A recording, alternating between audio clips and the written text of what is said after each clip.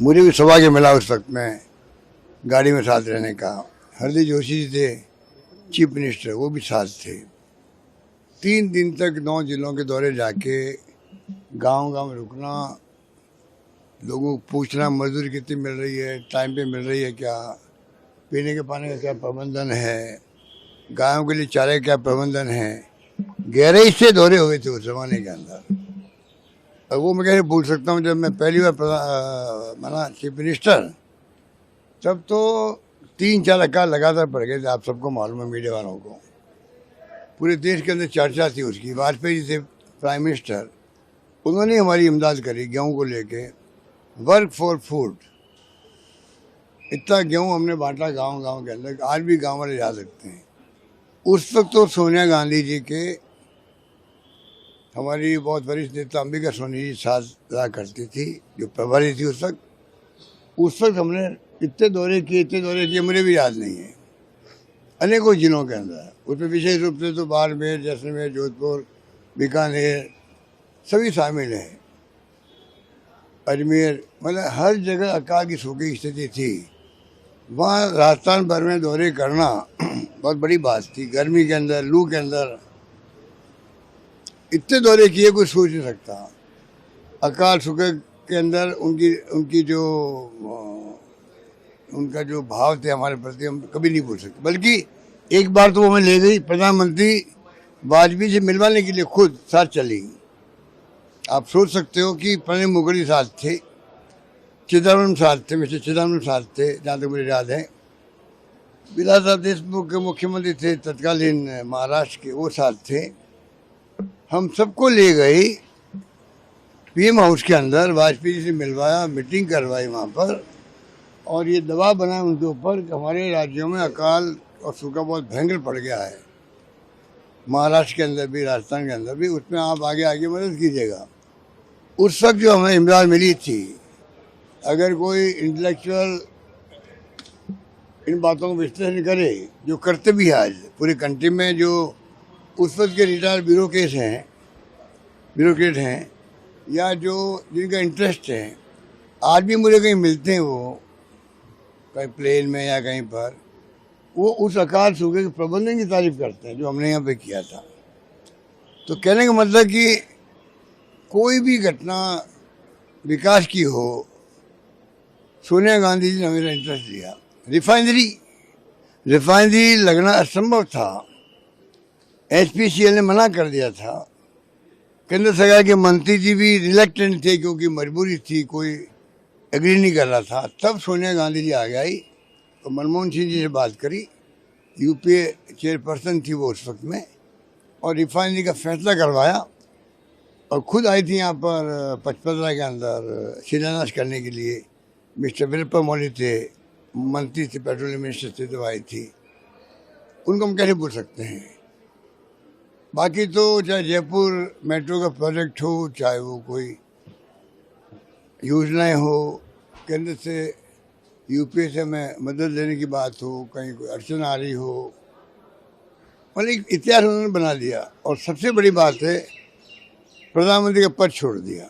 तो हमें गर्व है कि जिसने प्रधानमंत्री पद छोड़ दिया हो वो एक महान नेता, और वो किसी राज्य में जाके बन सकती थी राज्यसभा मेंबर, उन्होंने चयन किया। अगर राजस्थान का, आज ये खबर पूरे देश में, दुनिया में जाएगी कि सोनिया गांधी जी जो महान नेता देश की, वो उन्होंने राज्यसभा में राजस्थान से जाने का चयन किया है।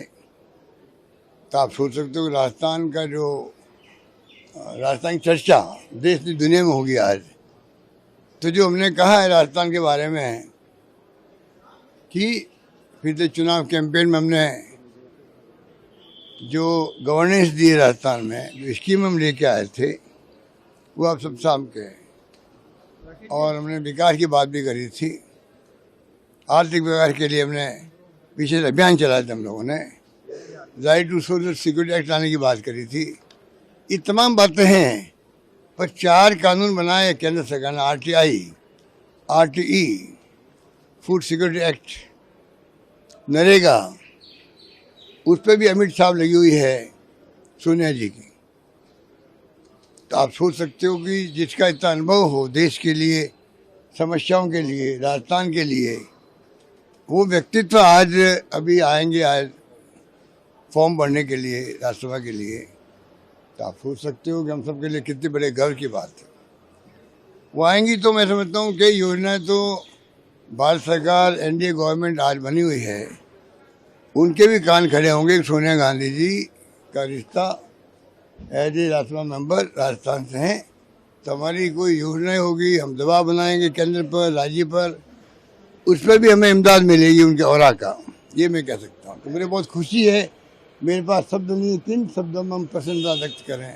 राजस्थान से नामांकन करने आ रही है, किस तरह देखते हैं, क्योंकि आपने अपील भी करी थी, आग्रह भी करा था पार्टी के राष्ट्रीय अध्यक्ष और आलाकमान से। देखिए, मैं ये समझता हूँ सोनिया जी अगर राजस्थान से ही आ रही हैं और आज नॉमिनेशन करती हैं तो हमारे लिए तो बड़े गर्व की बात है और पूरे राजस्थान के लिए गर्व की बात है। ऐतिहासिक क्षण है ये कि हमारी राष्ट्रीय लीडर हैं और एक त्याग की प्रतिमूर्ति हैं, एक उनका अलग ऑरा पूरे देश के अंदर है कि जिस प्रकार से उनका राजनीतिक जीवन रहा है, उनकी बेदाग छवि रही है, तो मैं समझता हूँ इससे बढ़ के कोई बात राजस्थान के लिए नहीं हो सकती, हमारे लिए गौरव की बात है। भाई साहब, कितना फ़ायदा मिल पाएगा, क्योंकि एक बड़ी लीडर जब किसी प्रदेश में जाती है, वहाँ से राज्यसभा का मेंबर बनती है, तो उस प्रदेश को तो लाभ होता है, पार्टी तो मजबूत होती है, लेकिन आने वाला जो लोकसभा चुनाव है उसमें कितनी मजबूती मिलती है? देखिए, इसको अपन चुनाव से नहीं जोड़े, लेकिन निश्चित तौर पर जहाँ से कैंडिडेट बनते हैं तो उसका एक अलग ही पार्टी के कार्यकर्ताओं के अंदर जोश रहता है। आप नेता प्रतिपक्ष के तमाम विधायक जो आपके हैं, 70 विधायक हैं, सब एकजुट, सबको बुला लिया गया है जयपुर? सबको बुला लिया गया है। कुछ विधायक जरूर कोई किन्हीं कारणों से ऑलरेडी ही, क्योंकि पहले उनको सूचना नहीं थी, स्टेट से बाहर है, कुछ बाकी सब लोग आ रहे हैं प्रस्तावक के रूप में। सब लोग आ चुके हैं, सब पूरी तैयारी। Thank you. चुनाव का है, सूचना ये है कि सोनिया गांधी जी राजस्थान से प्रत्याशी होंगी, कुछ ही देर बाद दिल्ली से रवाना होकर यहाँ पर नामांकन भरेंगे। देखिए, प्रदेश कांग्रेस कमेटी, नेता प्रतिपक्ष और हमारे प्रभारी रंधावा साहब और हम सब नेताओं ने आग्रह किया था कि सोनिया गांधी जी अगर राज्यसभा में आती हैं तो राजस्थान से आए तो ये हमारा सौभाग्य होगा।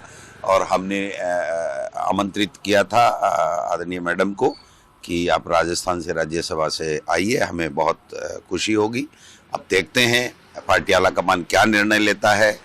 हमें अलर्ट मोड के लिए कहा गया है, सारे विधायक हमारे यहाँ हैं, जो भी आलाकमान प्रत्याशी देंगे उनके लिए हम तैयार हैं। सारे एमएलए हमारे जो है 70 + 1 71 एमएलए हमारे राजस्थान में आज जयपुर में हैं।